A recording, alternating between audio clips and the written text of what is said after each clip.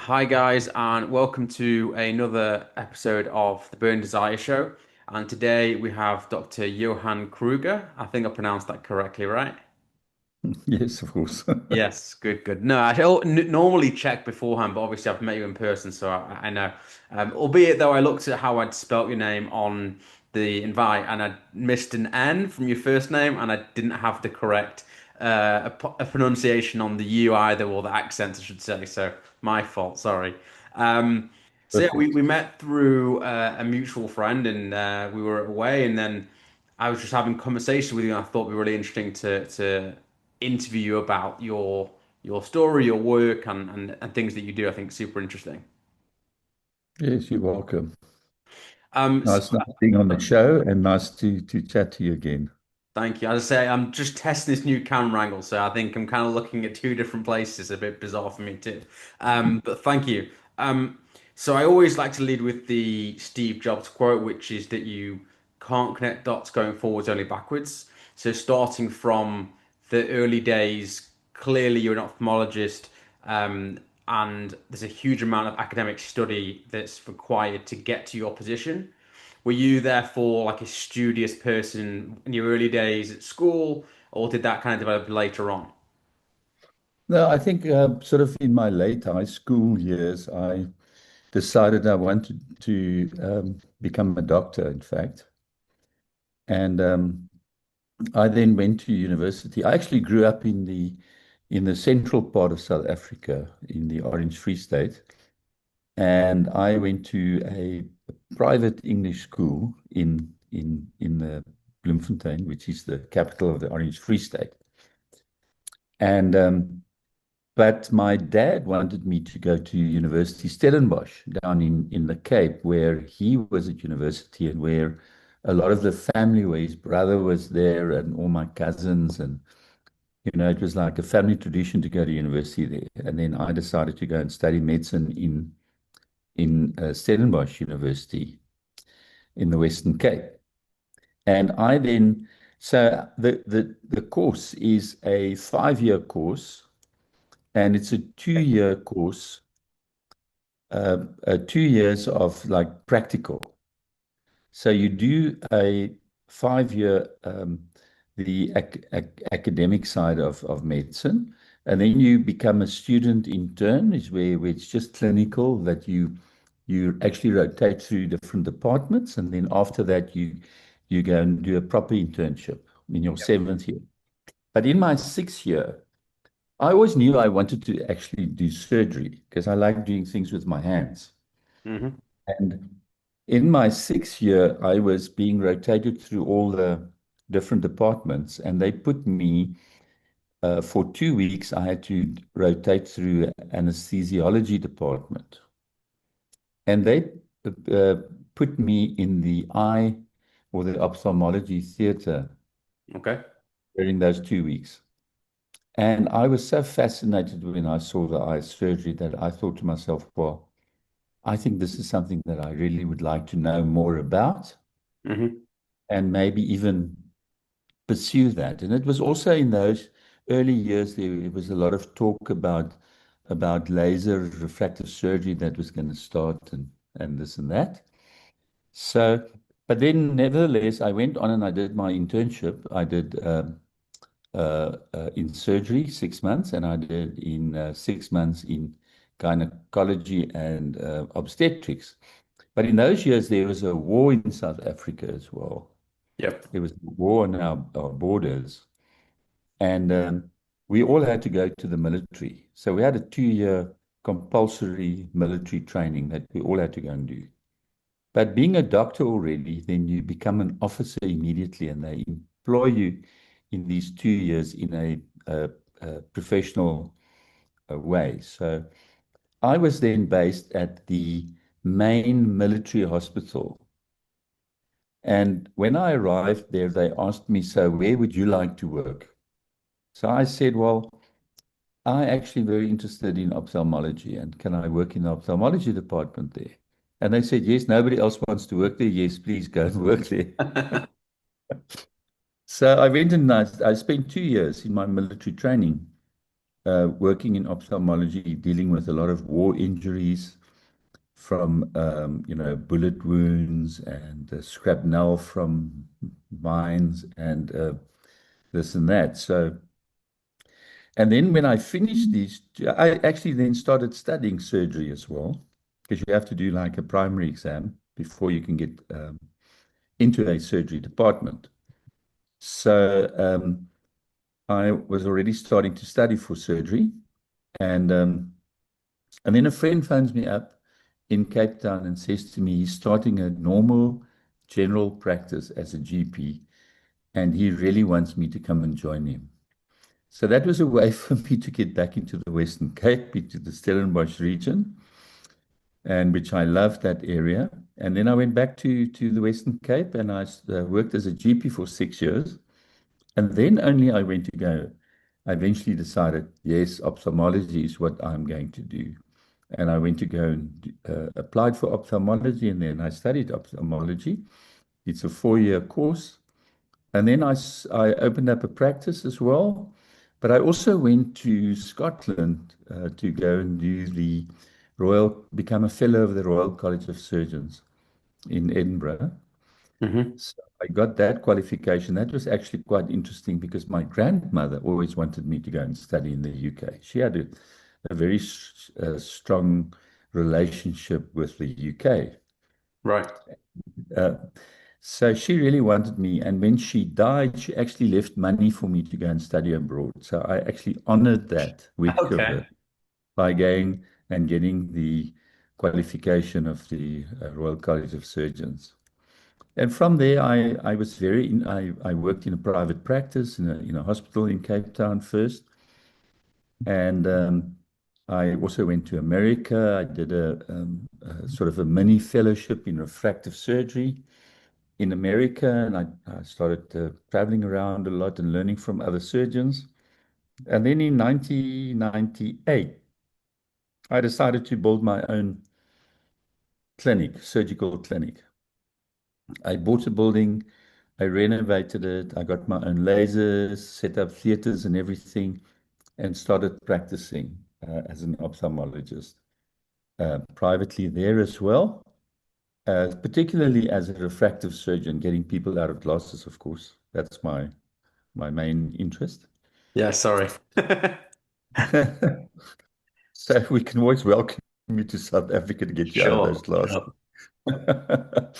So yes, and then now a few years back, 4 years ago, my son, who's a professional rugby player, he played for the Springboks, and he finished his rugby career. And then I said to him, "Come and work with me," because he's very well qualified in business. He's a cost accountant, and he has a degree in portfolio and asset management, and also has a MBA degree. Yeah. And he was very interested to come and join my practice as CEO.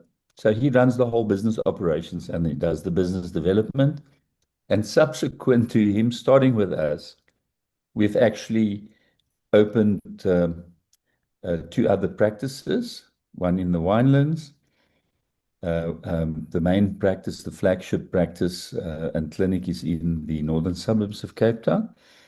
But we recently, about a year ago, we opened up also in the waterfront in Cape Town. And we've actually expanded that now into a state-of-the-art surgical clinic in the waterfront in Cape Town. Amazing. So it's been quite a busy. And, I was thinking, maybe one has to start thinking of retiring at some point. But my son's got me working flat out again.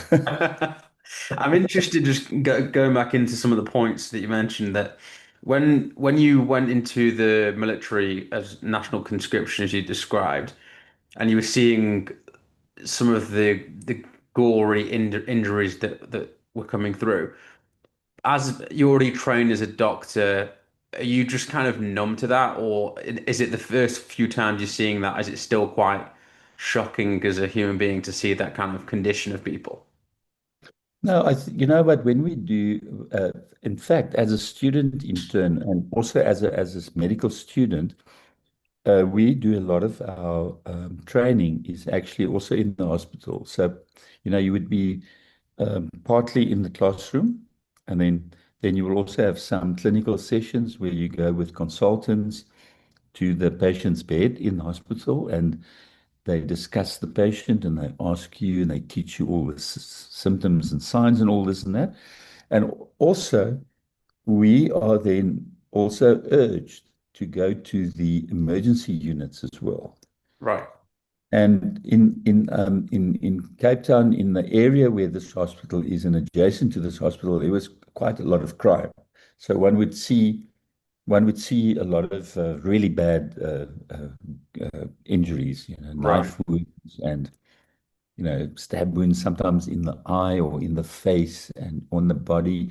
And so when I first went to go and work and learn how to stitch and everything, I was a little bit nauseous the first night, but you get used to that. And I think, by the time I got to the military, I sort of experienced everything, and also I'd also done some sort of minor surgery and stuff, because when I was doing my internship, I was doing appendix removals, and I was doing confinements and cesareans and things like that. I see. And in terms of when you were a GP for that 6 year period, was it always on your mind to go back into ophthalmology, or were you just that was just a route that you went down for now, and then it was always in the background? Yeah, so when I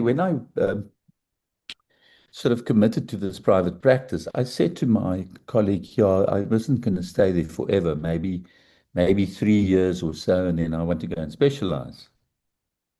And I kept studying as well because while I was actually in this GP practice, I did a master's in family medicine as well, Hmm. which was a lot of psychology and teaching you how to handle behavioral problems. And it was just sort of like almost like specializing in GP. And then when I finished that, and I still wasn't ready to go and specialize, I then enrolled for another degree, part-time, which was a science degree. So I did a BSc honors in medical science, and I was doing some research on, in fact, I was doing research on contraceptives. Okay. So I wasn't really going for the eyes thing yet. I was at that point even considering to go into medical research because I always liked medical research. I've got quite a sort of a creative and inquisitive mind, And but then a year or so after I'd completed that course, which was 5 years into my GP era, I then thought to myself, no, I think I actually like working with people and I like to do surgery. And I think I must go into ophthalmology. And I was also thinking at that time that there was a lot of interesting stuff happening in ophthalmology, like particularly like refractive surgery. And this intrigued me a lot, this whole thing about laser vision correction that was just sort of coming to the fore. And also there was major developments in cataract surgery, which became like a modern cataract surgery. And all of that I was being exposed to in my training, Mm. but not with the laser. So when I finished, I actually um, flew to Germany and I went to a laser manufacturing company and I worked on pig's eyes there Wow. in near Frankfurt. And um, And then my hospital purchased the first excimer laser in South Africa. So I was the first, my professor and I were the first to work with the excimer laser. in South Africa. And I think it was in Africa as well at that point. So we did a lot of pioneering work in that time. And also he taught me the modern cataract surgery. And I was the first resident at university to learn the modern phacoemulsification type surgery at a university. Other people that had been doing that surgery had all learned it privately or gone abroad somewhere to go and learn it. But I also went to Moorfields Eye Hospital and I went to St. Thomas's Hospital. I went to Paris to the American hospital there. And I went to many states and many, call it legends in ophthalmology in the USA. I went to go and visit their practices and see how they were running their practices, how they designed their practices, you know, and the management of patients and stuff like that. So, and then I went and I built my new clinic in 98. I built it on this American model, in fact. Hmm. So through all the travels and visiting all these legends, seeing how they do things, I then got my ideas from them, and then um, built my own practice or But clinic. it, it must be, as a mentality, you mentioned you're creative and inquisitive, and I suppose it also leads into why you decided to go on almost a tour of the globe in search of the best practice of what you wanted to achieve. Um, Back when you were doing that, what era is this? Is this early 90s when you were kind of going around? Yeah, so I started my private practice in 93. Yeah, And it was also in 93 that I went to Scotland. So I got a locum in to take care of my practice while I went off to Scotland, got arrived in minus 12 degrees in shorts because I'd left South Africa it. in a heat wave. I didn't have a jersey with me on the plane. Oh wow. Crazy. And I almost died of the cold in Edinburgh. Wow.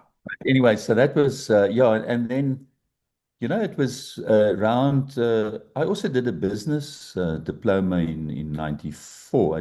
I went to the business school here in Stellenbosch. And I did a business diploma, which was a 6 months course after hours on business development. It was like a business development program. Yeah. And just to get my business skills up a little bit, because, we don't learn at university as doctors. We're very bad businessmen generally. Hmm.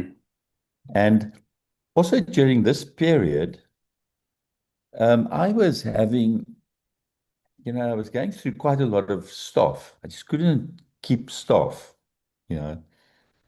So then I contacted a company who was actually run by a general practitioner who did practice management.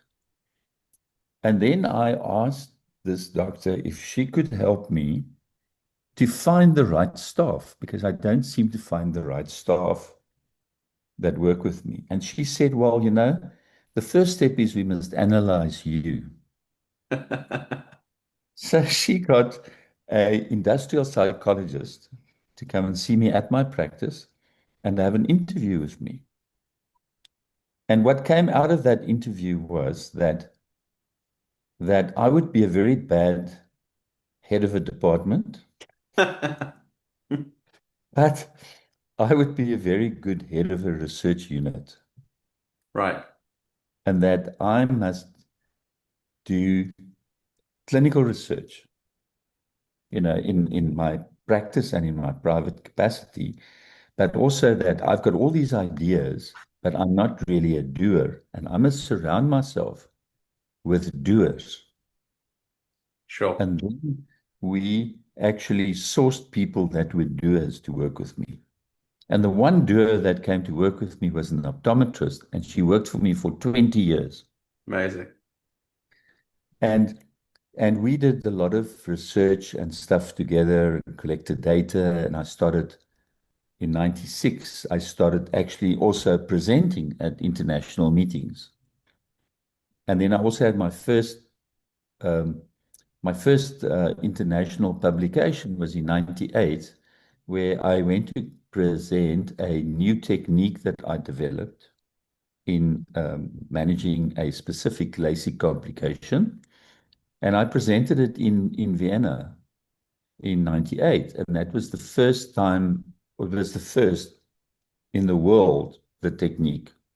And I was acknowledged for that. And it was then published in on 5 continents. It was published, and I was invited all over to talk about the technique.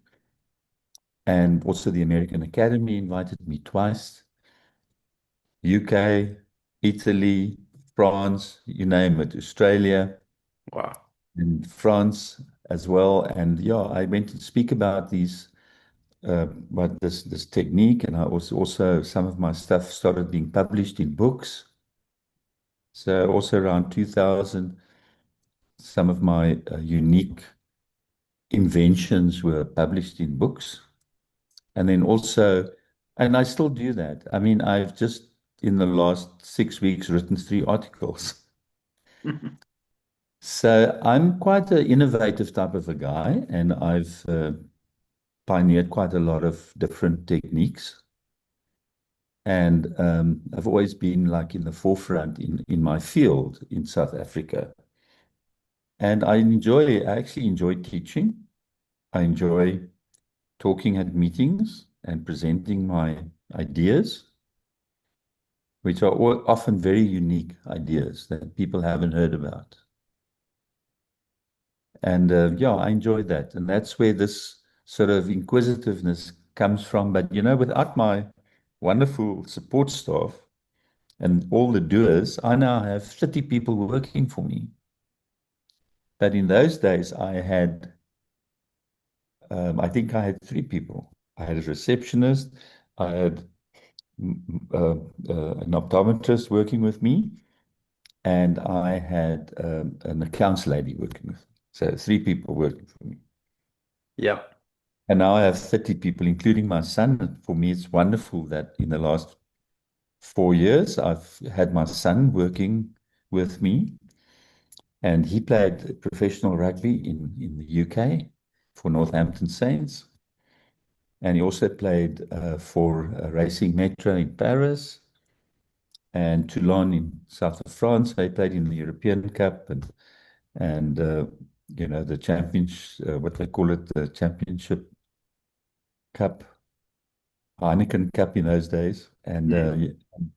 So it was nothing for me to get onto the plane, leave the office at 5 o'clock in the afternoon, catch the 7:30 plane to London, and go and watch him play on the Saturday for Northampton Saints, and then fly back on the Sunday evening. You used to do that? I used to do that. Wow. Oh, That's crazy. yeah. So yeah, but now it's wonderful that they're back in South Africa. He's working with me. My grandchildren are are also now in South Africa. I mean, by the way, they're Frenchies. They were born in France. Mm. So yeah, it's wonderful, and I still enjoy it, and I'm still very active in a lot of How do you um, find, because I also work not quite as hand in hand anymore, but some respects with my father as well. Um, how do you find the dynamic working between yourself and your son? yeah, since childhood, since about the age of 3. He was always he was a ball player. He just wanted to, anything that's a ball, he would take, and he would always grab me to come and play with him, and whether it was cricket or whether it was rugby or soccer or golf even. I mean, he started at quite a young age to play golf even with me. And my eldest son, he wasn't so sporty, and he didn't have the same temperament. So, but but but my middle son, who's the one who now works with me, Hmm. he was always the one that was more sort of aligned and closer to dad. And I just think that we have a special sort of understanding.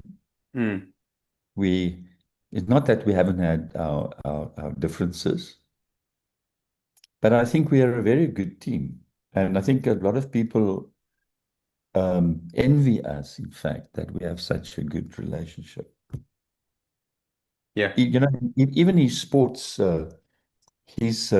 coaches at university used to tell me, yeah, that I mustn't interfere with him and I must sort of step aside and let him develop on his own.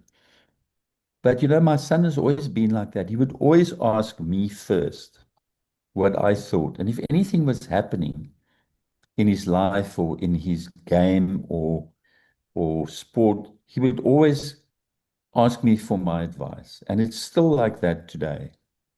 that's And great. I think I get more advice nowadays from him than what I give to him, Sure. particularly financial advice, Mm, you know. But he's very good with management and business development. I think his big skill is bringing people together and forming business, almost like a business broker, you know, that type of person who can be a good jockey for a new venture. He's that type of a guy because he understands structures. He understands all the finance. He loves statistics, you know, and it's and I think me also being quite a sort of analytical person, that's maybe why we get on so well. And we still play golf together. In fact, now it's my grandson, him and me, and we play golf together. brilliant. And I see the same with his little boy and him. They have the same relationship as what him and I had. It's very similar. It's like in the genes. That's great. I have a similar scenario playing. I play golf with my grandfather who's just turned 91, and my father on most Mondays when the weather is okay, or we'll go out for lunch or something. And yeah, it's nice to have that three generations bond. Yeah, so I think he's still alive at 91 because of golf. Yeah, Keeping probably him true. sane. Probably true. But you know, there was a study in Scandinavia, a big study in Scandinavia of thousands of golfers, where they found that actually golfers, particularly those ones that walk on the golf course, Yeah. they live longer. So there was a actual scientific study there. Well, his Friday game. I think he's the youngest player, and they're all in the 90s, so yeah, it's pretty amazing.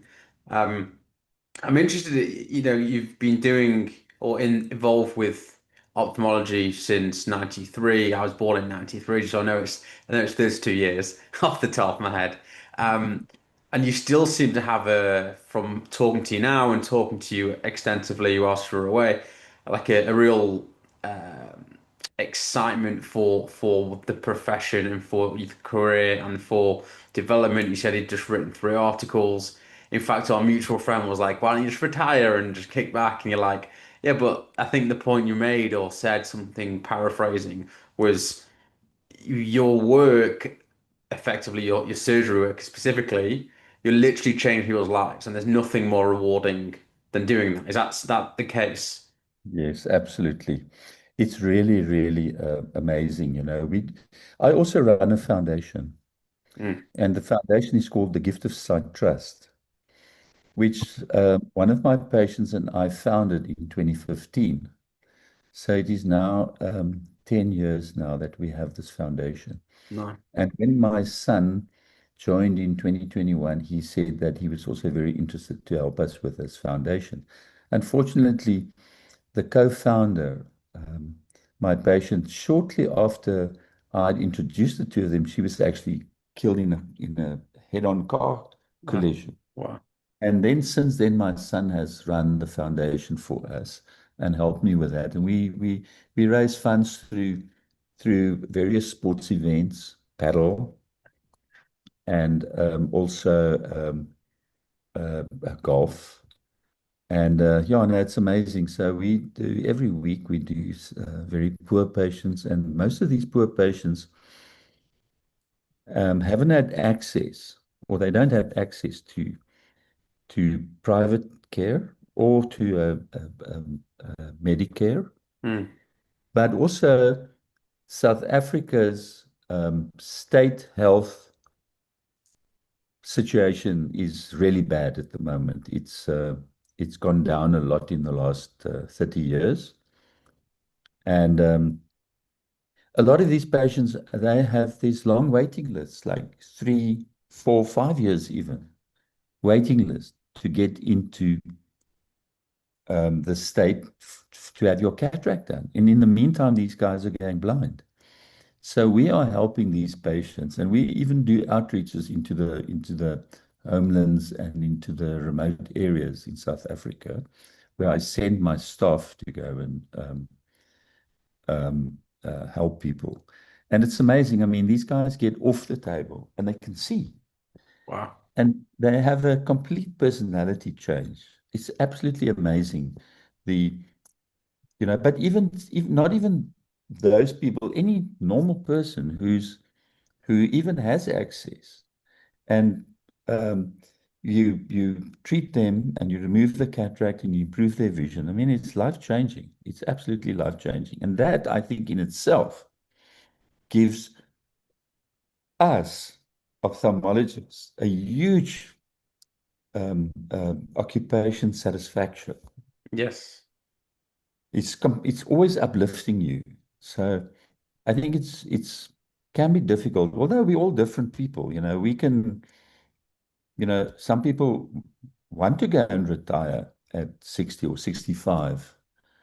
And but I think we're all different, but I think more and more people are also working at a um, um, more advanced age. Yeah. Where the retirement was 60, then it became 65. And now it's not 70 anymore. Now it's 80. A Sure. lot of businesses are saying 80. And but you know what? I think the main thing is, as long as one is enjoying it and you also doing a lot of other things outside of your occupation, it's quite important to have a balanced life. Yes. And I travel a lot because of all these lectures I can give all over the world. So it's very rarely that I actually just go on a holiday, except if it's here in South Africa. Yeah. But when I'm going abroad to Europe, I would always go to a meeting. I would go and visit the kids. I have a daughter who lives in Paris, and my eldest son, who has twins, lives in Belgium, in Antwerp. And as I said, Jean and his wife live in Stellenbosch with the 3 kids. In fact, they're living in the family home. Amazing. I live in town. They live on a golf estate, golf, wine, and olive estate in Stellenbosch, and have a wonderful time there. It's wonderful for the kids, and I live in Cape Town. It's easier to get to my work, but still enjoying it. And retirement, not really on my mind at the moment. No, I can appreciate that. Yeah, actually, I don't think there's many now I think about it in any profession, but certainly in the medical profession, of almost more transformative surgeries you can have than improving your vision or being able to see, period. I mean, the just this sight is just such an important like function of a human being that if you like almost to view it within your to have the knowledge and within your hand effectively be able to provide that for somebody, that must be just such an unbelievable, as I said, rewarding thing to do. We were totting up how many surgeries you might have done over time, and there was a lot. It was a big number, I recall. It was like tens of thousands, right? Yeah. Yeah, no, there's I think something like 1 out of every 28 people in South Africa have got visual impairment. It's like incredible. Is that high for the world or is that just I think it's higher in this part of the world, because of the access right? to the limitations that a lot of our people have. I mean, South Africa's got 65 million people, Hmm. and only 15% of the population have Medicare. Right. So 85% of the people have to take care of their own medical bills, or they must rely on the state, and they can't. It's really a problem. I know we discussed as well, in terms of over your period you've been in practice, the 30 years, the big change, I suppose, from people's eyesight would be the introduction of all the blue light and artificial light from screens, laptops, phones, etc., etc.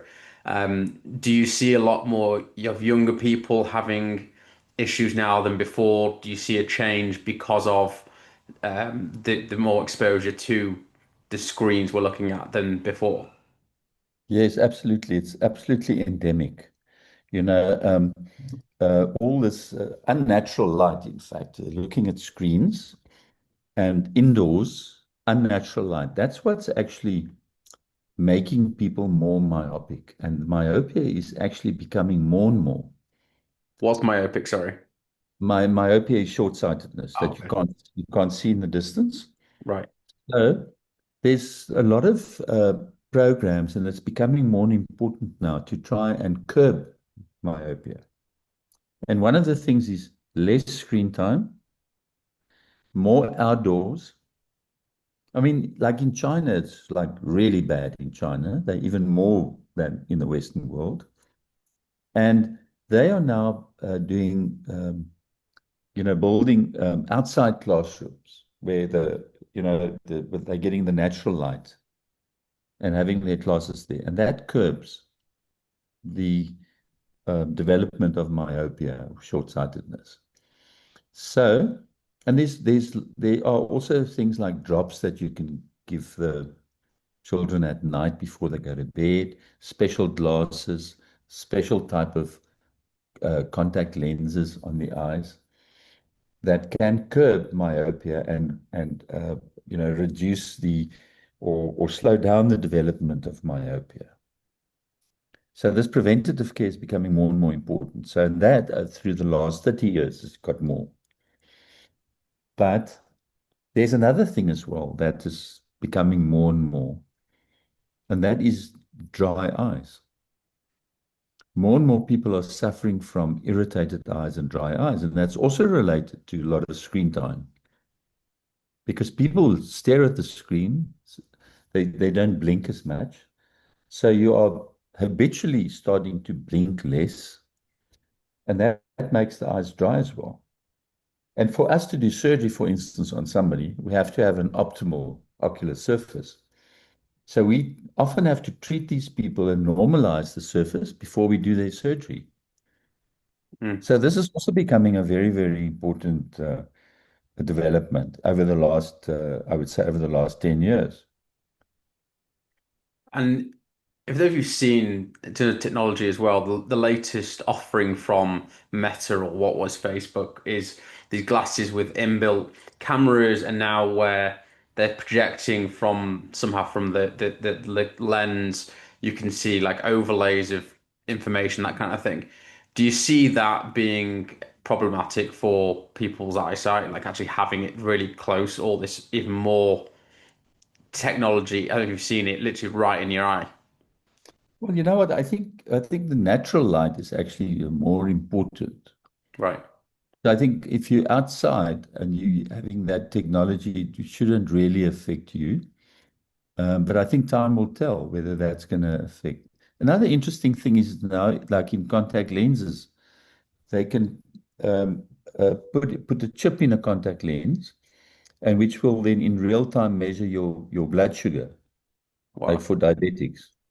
I wrote down because I was thinking what the next level from those glasses would be, and I wrote down contact digital lens. I didn't know about what you were saying, but can that develop onto being almost like having a computer screen on you in your lens almost? Could it get to that point, do you think?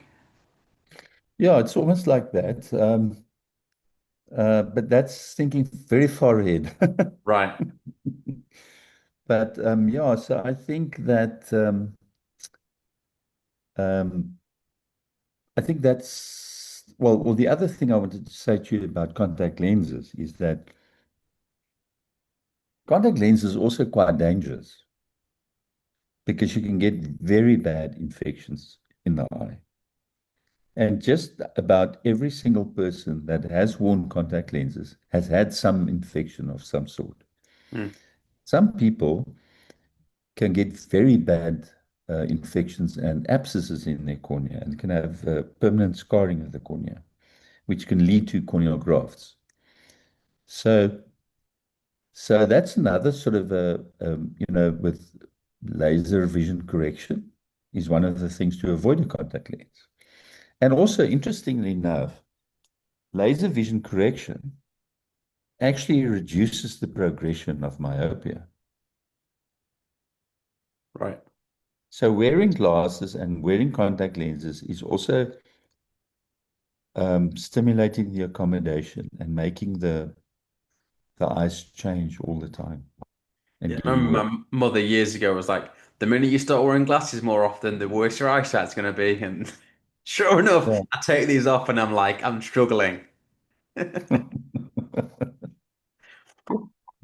Yeah, so that's just interesting that I think that, of course, not everybody can have laser vision correction because you need to, obviously, it needs to be safe for your specific eye. Hmm. And yeah, there are various types of vision correction procedures, like, for instance, the LASIK, cutting a flap, lifting the flap up, and then lasering in the bed, putting that down. That's changing the shape of the eye. But in some cases, one can also laser on the surface of the eye, where if the cornea is too thin, for instance, then laser on the surface of the eye. But if this laser vision correction is not possible or maybe contraindicated, you can have a contact lens implant inside your eye. So these vision correction procedures will prevent the progression of myopia. There's also another procedure called CLEX, which is where it's like if you take a hamburger and Hmm. you pull the patty out, and then it will change the shape of the whole hamburger. Yep. So taking a small thin lenticle out of the stroma of the cornea can also change the shape of the eye, and that's called clex. Other names for clex is clear or smile. Those type of surgeries can also be done. And So where, God, sorry, cor- uh, various corrective procedures. And then in older people, of course, older people, by saying like maybe nearing the 60s that develop cataracts, one can remove the cataract and you can implant a lens which has got built-in optics for you to be able to see far, computer or near. what causes the deterioration of the eye? Is it literally an aging natural process over time that causes things like cataracts, that kind of thing? Yes, so that's the one thing, the lens changing, particularly, losing the ability to read up close. That's an aging thing that normally happens after 45 and upwards. Right. But then in teenagers, the eye is growing when you're a young child, say from birth to about 18. The eye has been growing and it's changing. And that's when people will start developing myopia. So if you can catch somebody in those young years and treat them with the eye drops, less screen time, more outdoor, and sometimes you can special type of contact lenses that you let them sleep in overnight, bearing in mind that there's always a risk of infection, or special type of glasses. So those are the things, and you want to catch those people early. But you get people that are 18 and between 18 and 40, they also, because they're doing this excessive screen time Mm. and not really outdoors. It's always unnatural light. Those are risk factors. Is the eye one of the most complex parts of the body, would you say, in terms of how it operates and functions? And you obviously Well, got, it's like the brain because it's part of the brain. It develops out of the brain. yeah. No. If the tissue in the back of the eye is destroyed, then it's like having an infarction in the brain.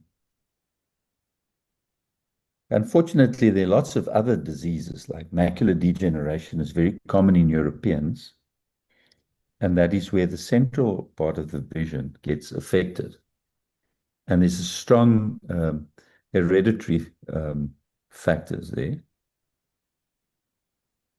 Do We you find find that across different nationalities and certain people that have different time frames when things go wrong and different things that do go wrong? And is that just a genetic thing, really? Is that the reason why that happens? yes, a lot of the diseases and issues are genetic. Even cataracts are genetic in a way. Like 25% of cataracts is genetic, but there's also other causes of cataracts, of course, trauma, diabetes, certain drugs cause cataracts, and welding. People that weld get cataracts. But in certain populations, like in Europeans, the macular degeneration is more common. But you will find that keratoconus, which is a weakening of the cornea, where the cornea will bulge in one area and cause very bad astigmatism. That also prevalent in more in different populations, and particularly in areas where there are a lot of allergies as well, and people rub their eyes. So rubbing of the eyes is also very bad for the eye. You Mm. can actually weaken your cornea by sleeping on your eye. It can permanently change your eye. Or rubbing the eyes can also affect the cornea and thin it and make it bulge irregularly and then affect your vision. With your creative and your inquisitive mind, do you think, or how do you think rather, that artificial intelligence will change your industry? How do you see that changing over the next coming years? I think artificial intelligence is already changing Right. our industry. It's amazing what's happening. We are also implementing it now in our practice. And I mean, I told you earlier, I've been writing articles. I've been using artificial intelligence to help me. It Okay. saves a lot of time, makes you much more efficient. And the same with in our practice that we can improve our workflow, we can improve our effectivity and efficiency.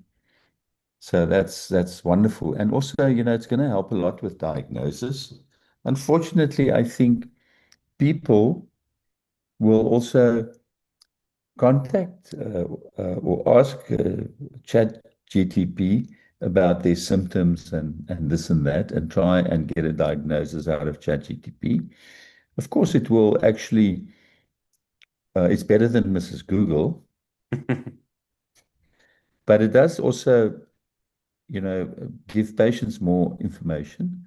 But unfortunately, I think some patients will rely on what's said there. Yeah. And you need the right information to, of course, put in. You need to have also the clinical experience. So it's not going to really, I think at this point in time, it's not going to really affect us from, call it a business point of view, Yeah. that people will see us less. Um, I don't think so, not at this point in time. Robotic surgery, that's another thing. Mm. Robots Mm. diagnosing people. I mean, that's also something that will, um, have an impact on the medical industry. But you're still going to need us. You Yes. know, it's not going to make us doctors obsolete, I don't think.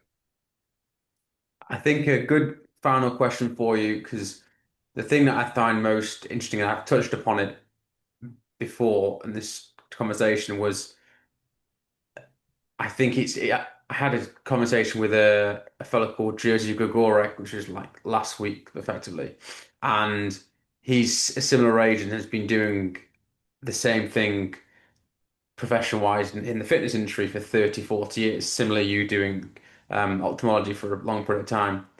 I think there's in today's world, rightly or wrongly, people seem to be chopping and changing what they do really, really frequently and not really sticking to something for a long enough period of time to become an expert in something, to really reap the benefits of it and almost want a quick fix.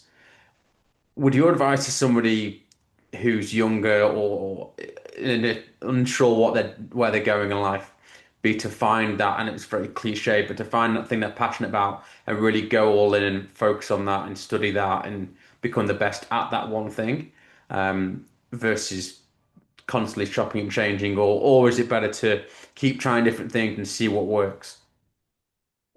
Yeah, I think that's not so easy to answer. But the point is this, that I think that, you've got to really enjoy. And if you find something that you enjoy and that you can learn more about and become really good at it, then it's good. But unfortunately, what's happening nowadays is people have so many different options. It's Yes. not like when I was young, it was not that. We didn't have all the opportunities. There's so many different things nowadays that you can do. And if you know how computer technology has actually opened up a whole different a variety of occupations. So I think I always say to the young doctors that work with me, because actively training young doctors that work with me, and they Okay. come be learning from me. And I advise them a lot on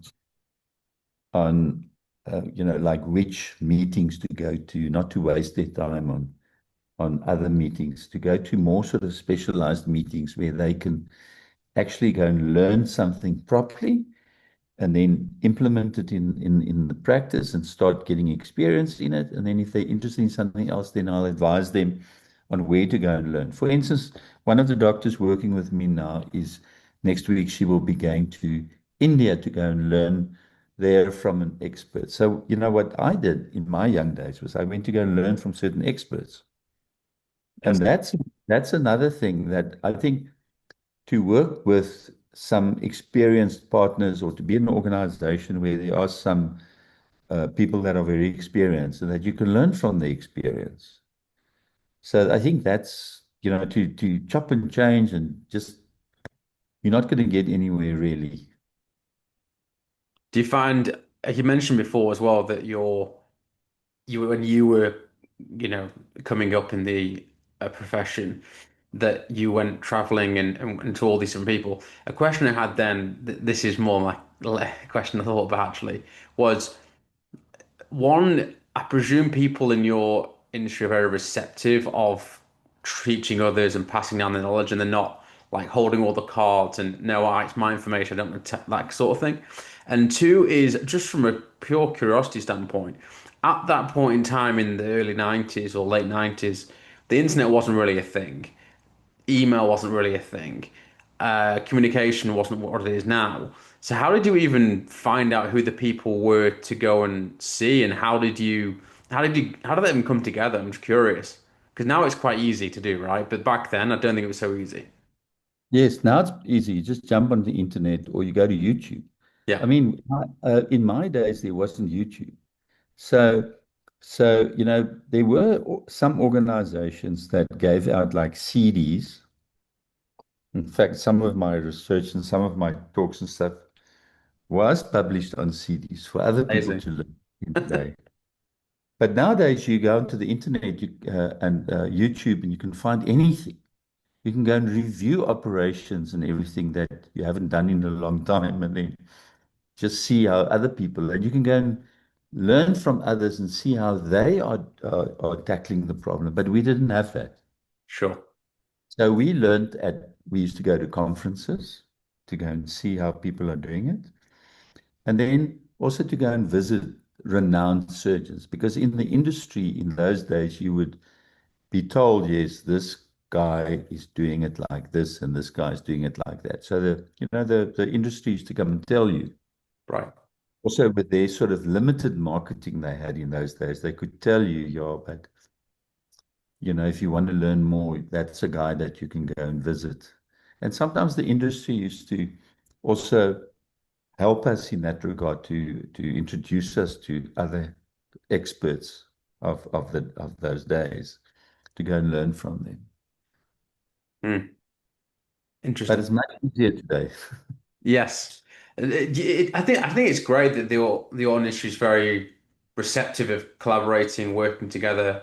I must be quite a full circle moment that now you're at the forefront and someone that people now come to visit on on the other side now because they want to learn from you, and that must also be a very rewarding experience, right? Yes, I often get doctors from abroad, Switzerland, France, the UK, that come and visit me and come and have a look to see how I'm doing things and come and learn from me. That's great. That's very nice. Yeah, I enjoy that. I really appreciate your time because it's quite late for you. I know we're on the same time zone, but and you're a busy man. So to be able to spend an hour just learning from you and listen to your story has been really, really insightful and interesting. Thank you very much. I enjoyed chatting to you, and I hope we can meet up again soon with our mutual Yes. friend, Yes, he who must not be named. and have some good chats. Absolutely. Thank you so much for your time. Have a nice evening, Charles, and thanks again. Brilliant.